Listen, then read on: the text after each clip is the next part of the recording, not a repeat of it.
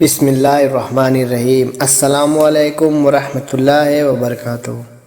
سلطان صلاح الدین ایوبی وہ واحد سلطان تھے جس پر نہ صرف مسلمان بلکہ عیسائی، صلیبی اور بہت سے دیگر مذاہب کے لوگ پختہ یقین رکھتے تھے۔ وہ سلطان کے عادلانہ فیصلوں، رحم دلی اور سخاوت سے بہت زیادہ متاثر تھے۔ سلطان صلاح الدین ایوبی اپنی عدالت میں موجود تھے کہ ایک بوڑھی عورت سلطان صلاح الدین ایوبی کی خدمت میں حاضر ہوئی اور معمول کی طرح سلطان صلاح الدین کی موجودگی میں عدالت کے دروازے پر نہ ہی کوئی سپاہی اور نہ ہی کوئی محافظ موجود تھا،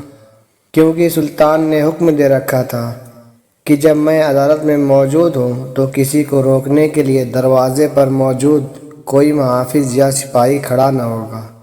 کہ ہر آنے والا غریب ہو یا امیر میری عدالت میں حاضر ہو سکے۔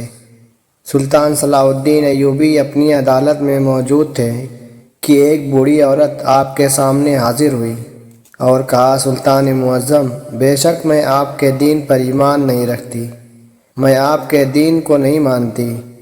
لیکن مجھے آپ پر آپ کے عدل، آپ کی سخاوت، آپ کی نیک دلی پر کوئی شک نہیں، اس لیے میں اپنا مقدمہ اپنے قاضی کے بجائے آپ کے پاس لے کر حاضر ہوئی ہوں۔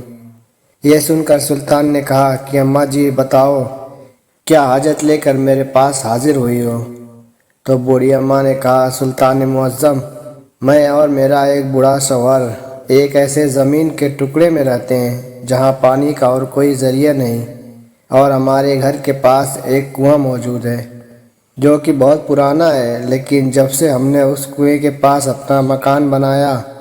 تب سے لے کر آج تک اس کنویں کو ہم ایک گھوڑے کی ہر سال بلی دیتے ہیں، اور جس سال ہم گھوڑے کی بلی نہ دیں وہ کنواں خشک ہو جاتا ہے۔ اور اس کنویں کے بارے میں مشہور ہو گیا ہے کہ جب تک وہ ہر سال ایک گھوڑے کی بلی نہ لے لے وہ کنواں خشک ہو جاتا ہے، اور جب ہم ایک گھوڑے کی بلی دے دیتے ہیں تو وہ پھر سے تر و تازہ ہو جاتا ہے۔ لیکن اب میرا شوہر بوڑھا ہو چکا ہے اور وہ کسی کام کے قابل نہیں رہا۔ بڑھاپے کی وجہ سے ہمارا کاروبار بھی بند ہو گیا ہے، جس سے ہم گھوڑا خرید کر اس کی بلی نہیں دے سکتے، اور ہمارے پاس اتنے پیسے بھی نہیں کہ ہم کسی دوسری جگہ ہجرت کر جائیں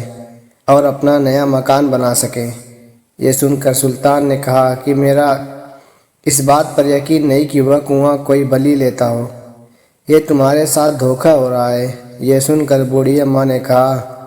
سلطان، یہ دھوکہ نہیں بلکہ حقیقت ہے، کیونکہ ہم کئی سالوں سے اس کنویں پر بلی دیتے آ رہے ہیں، اور اگر ہم بلی نہ دیں تو وہ کنواں خشک ہو جاتا ہے۔ یہ سن کر سلطان نے اس بوڑھی اماں کو کہا، اماں جی آپ یہ بتاؤ کہ آپ کو کیسے پتہ چلتا ہے کہ کنواں بلی مانگ رہا ہے؟ ہو سکتا ہو اس کے پیچھے کسی کا ہاتھ ہو۔ تو بوڑھی اماں نے کہا، سلطان معظم، جب ایک سال مکمل ہوتا ہے تو اس کنویں میں سے آواز آتی ہے کہ ایک گھوڑے کی بلی دو ورنہ کنواں خشک ہو جائے گا۔ پھر سلطان نے کہا کہ تم اس گھوڑے کی بلی کیسے دیتی ہو؟ تو اماں جی نے کہا، سلطان معظم، میرا شوہر اس کنویں کے پاس شام کو گھوڑا باندھ دیتا ہے، اور جب ہم صبح جاتے ہیں تو وہاں سے گھوڑا غائب ہو جاتا ہے اور کنواں پانی سے بھر جاتا ہے۔ اب سلطان کی حیرانی مزید پریشانی میں بدل گئی کہ میں نے اپنی زندگی میں ایسا کنواں نہیں دیکھا۔ تھوڑی دیر سوچنے کے بعد سلطان نے کہا، اماں جی اس کنویں کو ایک سال کب مکمل ہوگا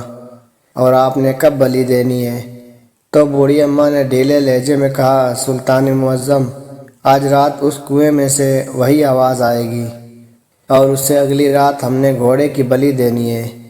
یہ سن کر سلطان نے کہا، اماں جی اب آپ چلی جاؤ، میں شام کو وہاں پہنچتا ہوں، آپ پریشان نہ ہو، آپ کا کنواں خشک نہیں ہوگا۔ یہ سن کر بوڑھی اماں وہاں سے چلی گئی۔ سلطان تھوڑی دیر سوچنے میں مصروف ہو گئے۔ پھر سلطان صلاح الدین ایوبی نے اپنے جاسوس خاص علی بن سفیان سے مشورہ کیا کہ اس کے پیچھے کوئی راز ہے یا پھر یہ کوئی حقیقت میں ایسا کنواں موجود ہے جو ہر سال ایک قیمتی جانور کی بلی لیتا ہے۔ علی بن سفیان نے کہا، سلطان، میری زندگی کے اتنے تجربے میں نے کوئی ایسا کنواں نہیں دیکھا جو جانوروں کی بلی لیتا ہو۔ یہ سن کر سلطان نے کہا کہ اس کے پیچھے کوئی بہت بڑا راز ہے۔ اور اس رات سے میں خود پردہ اٹھاؤں گا۔ شام کو سلطان صلاح الدین اپنے گھوڑے پر تیار ہوئے اور 2 سپاہیوں کے ساتھ اس بوڑھی اماں کے مکان کی طرف چل پڑے۔ جب شام کا وقت ہوا تو سلطان وہاں پہنچ گئے اور کہا، اماں جی تم آرام سے اپنے کمرے میں جا کر سو جاؤ اور اپنے بزرگ شوہر کو بھی سلا دو۔ آج رات ہی میں اس راز سے پردہ اٹھا دوں گا کہ وہ کنواں بلی کیوں لیتا ہے۔ سلطان نے بھیس بدل کر آدھی رات کو کنویں کے اوپر پہنچ گئے اور سلطان نے بدلی آواز میں کہا، اے طلسمی کنواں، بتاؤ تم کیا چاہتے ہو؟ تھوڑی دیر خاموشی کے بعد کنویں میں سے آواز آئی، میں ہر سال کی طرح قیمتی گھوڑے کی بلی چاہتا ہوں، اور اگر اس بار بلی نہ دی گئی تو کنواں خشک ہوگا اور پھر ہمیشہ کے لیے خشک رہے گا۔ یہ سن کر سلطان صلاح الدین واپس آ گئے اور اگلی شام کو پھر سلطان صلاح الدین ایک گھوڑا لے کر اس کنویں پر پہنچ گئے اور جا کر شام کے وقت گھوڑا وہیں باندھ دیا۔ اس کے بعد سلطان بھیس بدل کر کنویں کے پاس گھنے درختوں میں چھپ گئے اور بیٹھ کر انتظار کرنے لگے کہ آخر گھوڑا کہاں غائب ہو جاتا ہے۔ سلطان صلاح الدین ایوبی بھیس بدل کر چھپے ہوئے تھے کہ اچانک سے ایک آدمی وہاں آیا اور گھوڑا کھول کر وہاں سے جانے لگا۔ تو یہ دیکھ کر سلطان صلاح الدین چیتے کی طرح اس آدمی پر جھپکے تو یہ دیکھ کر سلطان صلاح الدین چیتے کی طرح اس آدمی پر جھپٹے اور تلوار اس کی گردن پر رکھ کر کہا، اے ظالم انسان، تم کنویں کی آڑ میں ہر سال بوڑھی اماں اور اس کے بوڑھے شوہر سے اتنے سالوں سے گھوڑے کی بلی لیتے آ رہے ہو، اور بتاؤ یہ سب کام تم کیسے کر لیتے تھے کہ بوڑھی اماں کو آج تک شک نہیں ہوا کہ یہ کنواں کوئی طلسمی کنواں نہیں بلکہ عام کنواں ہے؟ تو اس آدمی نے کہا، سلطان معظم، ہر سال جب 1 سال مکمل ہوتا ہے تو میں اس کنویں میں نیچے اتر جاتا اور جیسے ہی بوڑھی اماں اس میں اپنا برتن ڈالتی تو میں اس برتن کو الٹا کر خالی کر دیتا اور بوڑھی اماں سمجھتی کہ کنواں خشک ہو گیا، اور کنواں اتنا گہرا ہے کہ وہاں سے پانی صاف نظر نہیں آتا، اور بوڑھی اماں سمجھتی کہ بلی کی وجہ سے کنواں خشک ہو گیا ہے، اور پھر میں وہاں سے بیٹھ کر عجیب عجیب آوازیں نکالتا کہ اس کنویں کو بلی دو ورنہ کنواں خشک رہے گا۔ جب بوڑھی اماں گھوڑا باندھ دیتی تو میں وہاں سے گھوڑا کھول کر آدھی رات کو چلا جاتا اور بوڑھی اماں سمجھتی کہ بلی کی وجہ سے کنواں تر و تازہ ہو گیا ہے۔ اسی طرح میں ہر سال بوڑھی اماں سے ایک گھوڑا لے کر جاتا ہوں۔ محترم ناظرین، سلطان نے تلوار اس کی گردن پر کستے ہوئے کہا، بتاؤ وہ اتنے گھوڑے جو اتنے سالوں سے تم لے کر جا رہے ہو وہ تم نے کہاں چھپا کر رکھے ہوئے ہیں؟ اس نے پہلے تو اپنی باتوں سے انکار کیا، لیکن جب سلطان نے شیر کی دہاڑ میں آواز نکالی تو اس نے کہا کہ میں نے اسی طرح اور کئی لوگوں کو بیوقوف بنا کر بہت سے گھوڑے لے لیے ہیں اور میں نے اپنے گھوڑوں کا ایک استبل بنا لیا۔